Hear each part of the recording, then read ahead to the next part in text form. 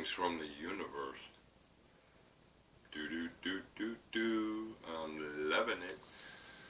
Alright, this is Gallo, or Rooster, or Mike K, or whatever you think I am. I was talking to Pete, or we were talking about different topics, and one that's been on my mind is home is where the heart is. I've been watching on YouTube Greg Braden and Dr. Dispenzo on how we can change within ourselves. There is a thing called neuroplasticity, which basically means that our neurons and our neural system are plastic enough, if you want to use that term, to change. They're malleable, they're flexible, but a lot of it stems from our intentions and what we want to manifest or create in our lives. I had seen, and I know I mentioned this before, Heart Math has done a lot of experiments with the heart, and I misspoke because I said that the heart had 50 times the electromagnetic field that the brain does. In actuality, it has 5,000 times. The heart. The heart does. Heart math. Right. So, our whole culture has been geared around thinking, which is obviously thoughts, brain work, all that stuff, and they've been pulling us away from using our hearts, and or making us numb to using it through all the wars they create, the fear tactics they use, everything that screws us up emotionally, because we invest too much of our emotions in suffering and pain, as if we're almost kind of vicariously feeling the same suffering and pain. I think the human condition is, we are emotional. But, you know, at one hand, it's supposed to be a bad thing, not to be rational and all this other stuff. And then, on the other hand, we're being manipulated through our emotions, and our heart is going through, or has been going through, all of this up and down and all around stuff, which is obviously affecting our brain. The idea has been to get us away from functioning from our heart. Or, you know, we're saying used to go gut feeling. You know something's wrong, but you don't act on it. That's not really us. I know it's not really me. I spent a long time going through all of the workings of that because of my childhood, and, you know, drug and alcohol addiction for 20 years until I was 32, and then after almost dying twice, I figured 3 strikes and I'd be out. So, but what I realized was that I was investing my emotions too much into helping people, and it was exhausting. I mean, the fact that I'm an empath and didn't know it until a few years ago made it more confusing for me, because I could look at somebody and feel their pain just by looking at them. They didn't even have to say anything. But because of my trying to, I hate the word recovery, or I mean, I say recovering from life. It's not, I'm an addict or alcoholic. But the whole challenge was, I was trying to go deeper into myself, and I thought that by helping others, it would help me grow faster, and in some instances it did, like with my children. I learned a hell of a lot about patience, which I was taught not to have, having helped create the administrative courts in New Jersey. You know, legal stuff is all rules and regulations, and at certain levels, those rules and regulations aren't even followed. So to me, it was hypocritical. And I'm still drinking and drugging, and I'm looking at this whole thing, even in my altered states, and thinking, this isn't right. This is not me. I don't know how I came to that conclusion, but I quit that job, even though they doubled my salary after 6 months because I was supposedly doing a really good job. My whole point is that our true essence comes from our hearts. It doesn't come from our brains. What is it? I get posts every once in a while. It's the same post, but it rings very true, and it says, the heart already knows what the mind doesn't understand. And they've gone as far as to say that the heart is the real brain of our body. It's not our mind. It's mind. The mind is kind of ancillary or associated with it. But because the people in power don't really have hearts, so to speak, or maybe they're the size of green peas or peanuts or something, most of us have a heart, and they figured out how to use us, or use our emotions to get to us, to manipulate us.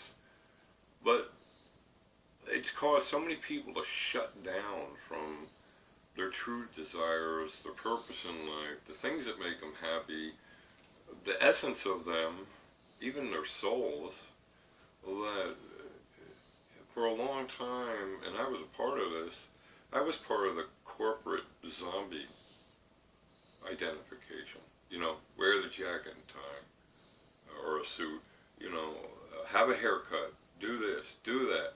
And what I found out was, all along when I was drinking and drugging, I was silently rebelling against that because I had to keep quieting down and suppressing all of the things that really mattered to me, and that was feelings I had through my heart. Somebody asked me what I thought love was. They said something about feelings, and I said, yeah, but real or true love is feelings in action. It's not something stagnant or just sits there. To experience it with all the variations of it, you know, being really happy, being sad, and everything in between, it's much more of an enriching experience, actually. And I've learned a lot from it. I've learned of, you know, things that I think were my weaknesses and how to improve them. I learned them from my children. I learned them from my ex-wife, believe it or not. We weren't put here, that was in the office, to sit in a cubicle all day and look at four walls.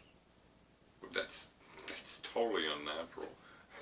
It has nothing to do with our hearts. It's like, you are a robot, you sit here, you work on the computer, you fill out forms, blah, blah. You know, there's no, or very little room for creativity, imagination,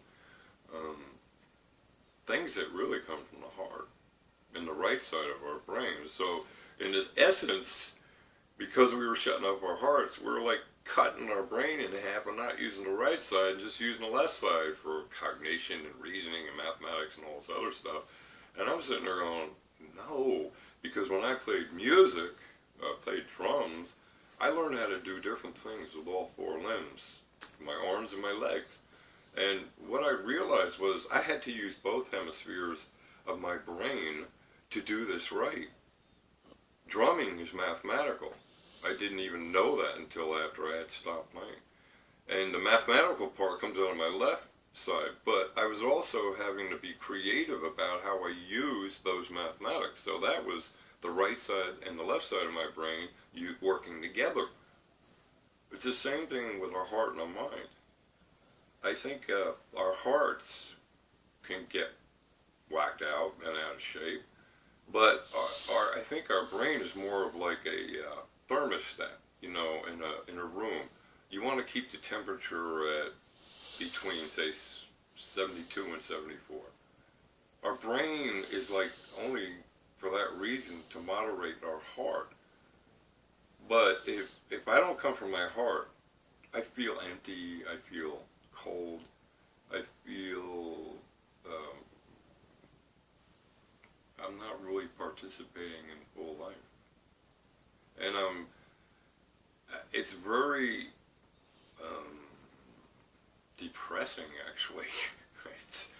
And after all the stuff I've read and talked about and wrote about, and I told Pete, I said it was getting really depressing, so I stopped.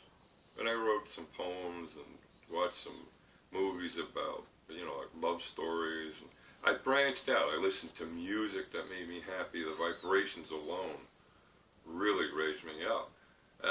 But that's more heart and right brain stuff. That's not, that's the majority of it. When all that goes on, where my left brain, I had to quiet it down because I was getting way too tweaked out on stuff that more and more I realized didn't really matter that much in life. So, and Braden and Dispenza and other people talk about, in order to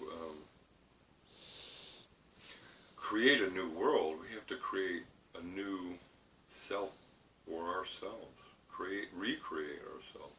Because most of what we're doing, and I know I've said this, I don't know how many times, if we don't resolve our past, we're not going to really move forward, because every emotion was wired into part of our brain, and we're actually doing a lot of things in the present moment that are habits, basically, from the past things that happened, and we learned how to fight against it, but the fighting wasn't really necessary. I know when I did powerlifting for a while, doing immense weights, I mean, I got up to 312 pounds and 6 foot tall.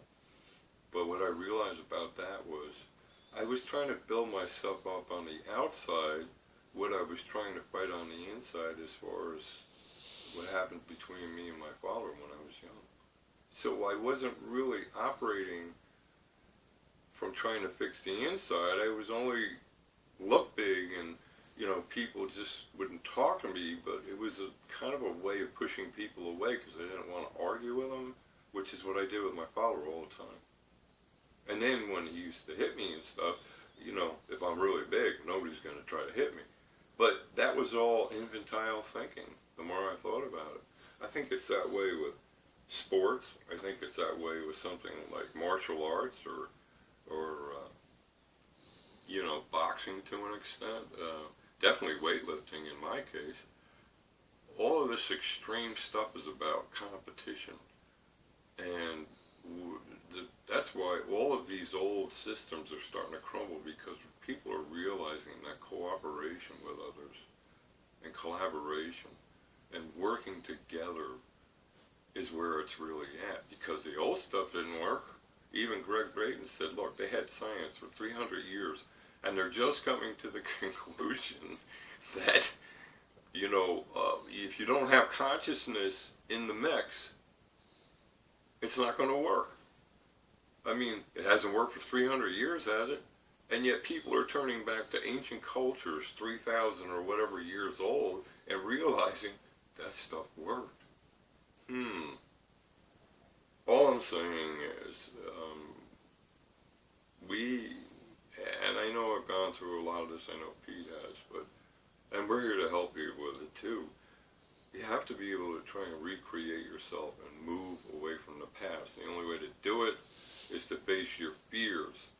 And I've talked about this too. I had a lot of fear when I was younger, but I started facing it when I got away from drugs and alcohol. And the more I faced it, the easier it got to face the next fear. And then the fear seemed smaller and smaller along the way as well. And I mean, that's what we all have to, or a place that we all have to try to strive for, because if those fears are gone, then trust comes back. If we trust ourselves, it's easier to trust other people. But if we don't maybe teach them or guide them in how to do that, the world's not going to heal. They talked about 25% of the world is already awakened. Out of 7 point something billion people, that's a couple billion people. It's a big subject. We'll have to do another one. Yeah, yeah. But I'm just saying, we have to start with ourselves. That's why Gandhi said what he said. You have to be the change you wish to see in the world. So, I'm wishing you all good luck on your journeys. And try to practice peace and love. If you need help with it, just contact Pete or I. I'd be glad to help you. And that's it. Thank you. Woo. Thank you, brother. God bless. Here, let's try to do this. Okay.